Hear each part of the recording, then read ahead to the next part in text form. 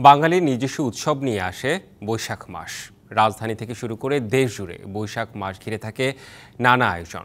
কুড়িগ্রামে ছিল বৈশাখ ঘিরে শিক্ষার্থীদের নাচের প্রতিযোগিতা।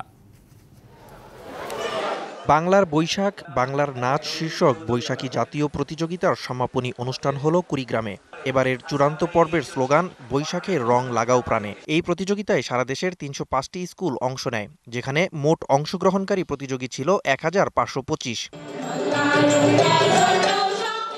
শনিবার বিকেলে কুড়িগ্রামের শেখ রাসেল পৌর মিলনায়তনে প্রতিযোগিতার চূড়ান্ত পর্যায় অনুষ্ঠিত হয়। এবারের প্রতিযোগিতায় প্রাথমিক পর্যায়ে চ্যাম্পিয়ন হয়েছে রংপুরের Lalmonirhat cantonment public school and college এবং মাধ্যমিক পর্যায়ে চ্যাম্পিয়ন হয়েছে ঢাকার পলাশপুর বিদ্যানিকেতন।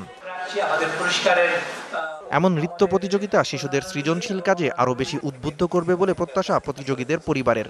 আমি বরিশাল থেকে ঢাকা থেকে কুড়িগ্রাম এই যে রংপুর, এটা অনেক বড় জার্নি ছিল, তবে তৃতীয় স্থান অর্জন করে আমার খুবই খুশি লাগছে। আমিও আমার দল খুব এখানে মজা করতে পেরেছি। 1, 2, 3 ঢাকায় জমি জিতে নিন 100% ক্যাশব্যাক সহ 20 কোটি টাকার পুরস্কার। ধন্যবাদ বাংলাদেশ শিশু একাডেমিকে এত সুন্দর একটা নৃত্য প্রতিযোগিতা আয়োজন করার জন্য।